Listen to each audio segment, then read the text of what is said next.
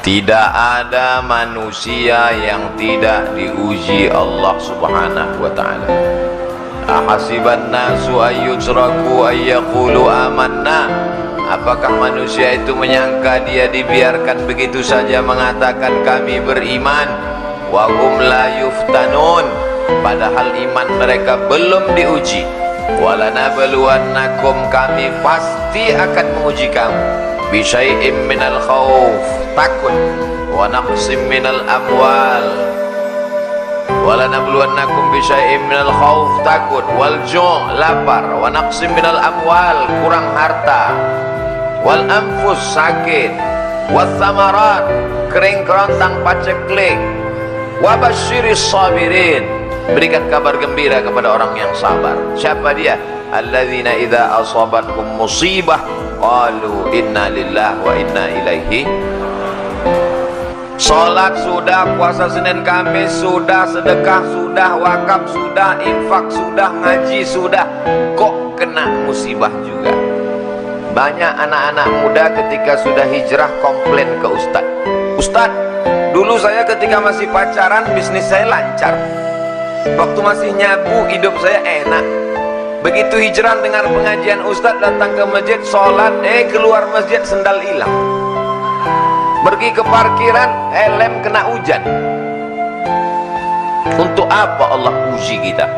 Halaman 12 nomor 4. Musibah diberikan Allah untuk membuat hamba-hambanya tidak sombong, mau berserah diri dan minta tolong kepada Allah. Rumah besar, mobil besar, istri, kantong besar, tabungan besar, maka dia tidak lagi ada ketergantungan kepada Allah. Allah uji. Nabi Musa alaihissalam tinggalnya di istana Fir'aun, penuh. Akhirnya Allah buat skenario bagaimana supaya dia keluar dari istana Fir'aun. Ada dua orang yang sedang kelahi, dilerai, dipisah oleh Nabi Musa, ngotot juga, ditinju Nabi Musa, mati. Kebetulan yang mati ini adalah rakyatnya Fir'aun. Ngamuk, terusir. Di saat terusir dia ingat kepada Allah. Nabi tidak pernah lupa pada Allah. Sedangkan Nabi saja pun diuji Allah, apalagi kita yang tidak ada apa-apanya dibandingkan dengan Nabi. Nabi Ibrahim alaihissalam terusir dari kampung halamannya, dikejar-kejar. Dia masuk ke dalam tempat ibadah kafir musyrik, dihancurkan berhala-berhala. Mereka kejar, dinyalakan api unggun oleh Namrus, harriquhu, bakar dia. Api yang tabiatnya membakar, menghancurkan, merubah materi jadi debu, tak tersisa. Tapi di situ turun pertolongan Allah. Ya naru kuni bardan wasalaman ala Ibrahim. Wahai api, sejuklah engkau, selamat engkau. Ketika kita sedang diuji Allah, dunia terasa sempit. Yang dulu banyak kawan berubah menjadi lawan. Yang dulu teman cerita sekarang sudah tidak mau. Bawaannya curiga. Bersandar kepada manusia akan binasa, bersandar kepada jabatan akan sirna, bersandar kepada harta akan hilang. Di saat itulah kita mengangkat tangan berkata yang besar hanya Allah. Allahu Akbar. Salat kita jadi lebih khusyuk. Wa ma min dabbatin fil ardi, tidak ada satupun makhluk yang melata berjalan di atas muka bumi ini illa 'ala Allah rizquha. Rezekinya sudah dijamin Allah Subhanahu wa ta'ala. Hanya saja datang cemas, datang ragu, datang ngeri, datang galau, sempit pikiran. Kalau mindset otak kita sempit, hati kita susah, jantung koroner datang. Jadi apa yang bisa menenangkan hati ini? Dekatkan diri kepada Allah, serahkan semuanya. Inna salati wa nusuki wa mahyaya wa mamati lillah. At-tahiyatul mubarakatus salawatut tayyibatu lillah.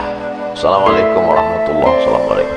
La ilaha illallah dahu la syarikalah, lahul mulku walahul hamdu yuhyi wa yumit wa huwa ala kulli syai'in qadir. Serahkan pada Allah. Kelompok A, kelompok B. Yang kelompok A sholat, orangnya baik, zikir, nggak dapat ikan. Yang kelompok B nggak sholat, mabuk, minum khamar, ikannya banyak. Kata yang kelompok A, Tuhan nggak adil. Kita yang sholat kok nggak dapat ikan, mereka nggak sholat. Dia lupa bahwa yang sholat diuji kesabarannya, sedangkan yang tidak sholat sedang dipermainkan dengan Pak Ustadz, dulu saya sebelum hijrah bisnis saya lancar-lancar aja. Sekarang setelah hijrah ini sulit, susah. Dulu diuji dengan harta, kau tidak lulus. Sekarang diuji dengan kesulitan pun kau tak lulus juga. Emangnya Allah tidak tahu kalau kita ini layak atau tidak layak menjadi penghuni surga? Allah tahu. Lalu kenapa dia uji kita? Dia mau ngasih tahu diri kita untuk kita sendiri paham. Oh, sesungguhnya aku ternyata nggak lulus jadi penghuni surga. Allah Maha tahu. Wa na'lamu ma tuwaswisu bihi nafsuh. Kami tahu apa yang berbisik-bisik dalam hatimu. Akhirnya kelompok yang sholat tadi nggak sholat subuh. Begitu nggak sholat subuh, mancing, langsung dapat ikan, dan perut ikannya dibelah, ada permata di dalam. Tuh, ternyata kalau nggak sholat dapat rezeki. Tapi ada satu yang ingat dia, Allah sedang menguji kita. Dia serta sampah permata, sampah dunia. Kenapa dia buang? Karena kita mendapatkan ini dalam keadaan kita meninggalkan perintah Allah Subhanahu wa ta'ala. Buangkan, mancing sekali lagi, sholat, taubat, mancing sekali lagi, dapat ikan yang lebih besar, permatanya lebih besar. Allah mengganti kesabaran.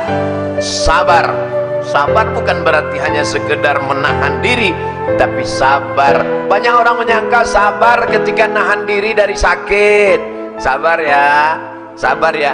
Ini sabar paling tinggi. Sabar ketika mendapat ikan ada permata dalam perutnya, dalam keadaan tidak sholat. Inilah sabar yang paling berat. Datang orang ke rumah kita bawa uang 1 koper, mau nyogok kita. Kita kira sabar nggak? Diam. Sakit, sabar. Mati, sabar. Covid, sabar. Demam, sabar. Datang orang mau nyogok 1 miliar. Yang bilang sabar, mudah-mudahan nggak datang. Jadi sesungguhnya ujian itu tidak hanya dalam bentuk kesusahan, tapi juga ada kalanya dalam bentuk ikan yang isi perutnya permata, karena Allah ingin menguji keimanan kita. Ustaz pernah diuji seperti itu ya.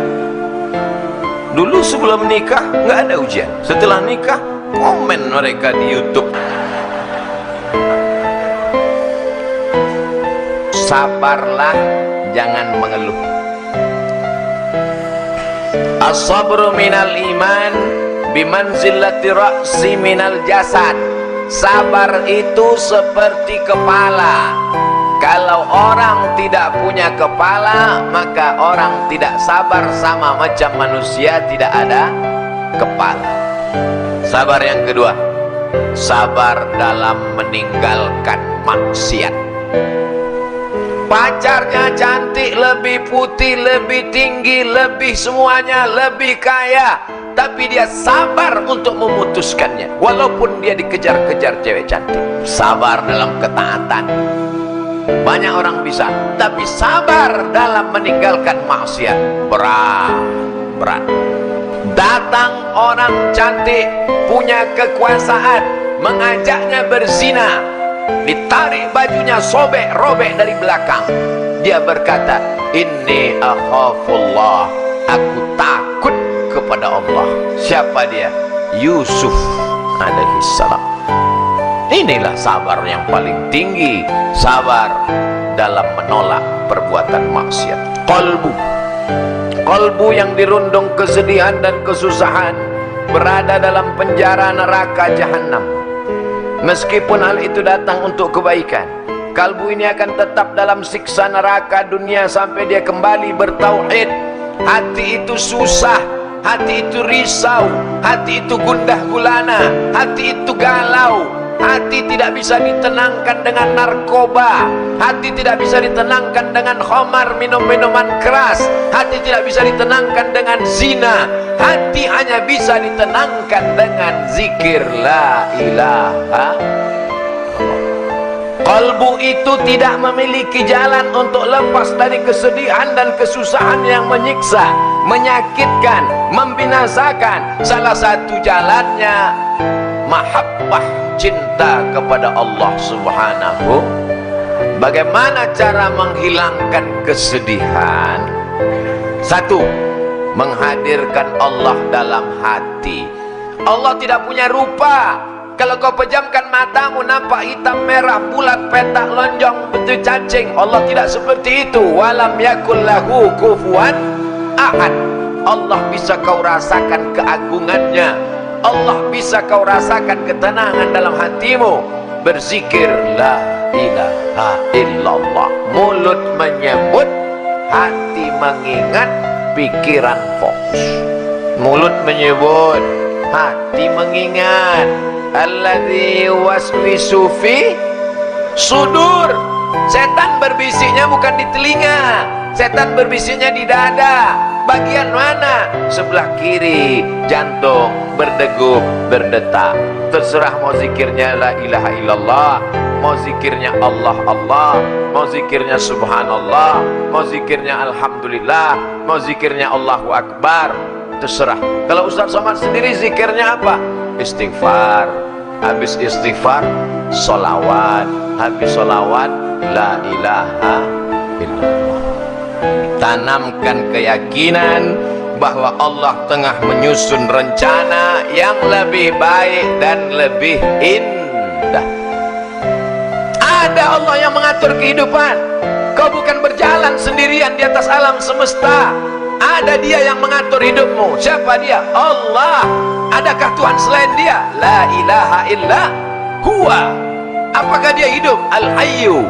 Apakah Dia mengatur hidupku? Al-Qayyum. Mesti yakinkan dalam hati, ini takdir, aku hidup dalam rencana Allah. Rencana Allah lebih cantik, lebih indah, lebih baik. Husnuzon kepada.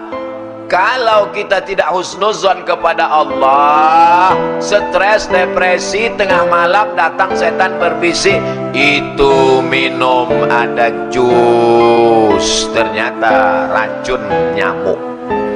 Kita ini masuk surga bukan karena sholat kita, masuk surga bukan karena puasa kita, masuk surga bukan karena zikir kita. Kita masuk surga karena rahmat Allah. Kita sholat karena ingin mengundang rahmat Allah. La yudkhilal jannata ahadakum amaluhu. Amalmu tidak membuatmu masuk surga. Lalu yang membuat kita masuk surga itu apa? Illa ayyataghammadani Allahu birahmatih. Masuk surga karena rahmat Allah. Apa saja yang membuat rahmat Allah itu turun? Satu, berbuat ihsan. Dalilnya, inna rahmatallah, rahmat Allah qaribun, dekat, minal muhsinin, dekat kepada orang yang berbuat ihsan. Apa yang membuat rahmat Allah turun? Fa ammal ladzina amanu billah, orang yang beriman kepada Allah, wa'tasamu bihi, berpegang teguh dengan Allah, fasayudkhiluhum fi rahmatim min, dia akan dimasukkan Allah ke dalam rahmatnya. Beriman dan berpegang teguh. Banyak orang beriman tapi tak berpegang teguh. Tiga, sabar ditimpa musibah. Ulaika alaihim salawatum min rabbihim wa rahmah. Orang yang sabar ditimpa musibah, maka dia mendapatkan rahmat dari Allah SWT. Empat, takwa. Uktub lana fi hadhihi dunya hasanatan wa fil akhirati inna hudna ilaik. qala adzabi usibu bihi man asya wa rahmati wasi'at kulla syai'. Rahmat Allah SWT untuk orang yang bertakwa. 6. Berbuat baik. Inna rahmatallahi qaribum minal muhsinin. 7. Berhijrah, berjihad. Ulaika yarjuna rahmatallah. Mereka mengharapkan rahmat Allah. 8. Laula tastaghfirunallah. Banyak-banyaklah kamu beristighfar kepada Allah. La'allakum turhamun. Kamu dapat rahmat. 9. Mendengarkan bacaan Quran. Wa idza quri'al Quran. Kalau ada orang baca Quran, fastami'u lahu, dengar baik-baik. Wa ansitu, diam. La'allakum turhamun. Ada orang baca Quran, diam. Qari tadi baca Quran. Bismillahirrahmanirrahim. Dia diam. Tapi tangannya sama aja. Mulutnya diam, tangan main. Diam, renungkan maknanya, fahami isinya, turun rahmat Allah ke dalam hati, lapang segala yang sempit. Dijadikan Allah kita hamba yang sabar, yang bersyukur dalam menerima segala yang diberikan Allah Subhanahu wa ta'ala.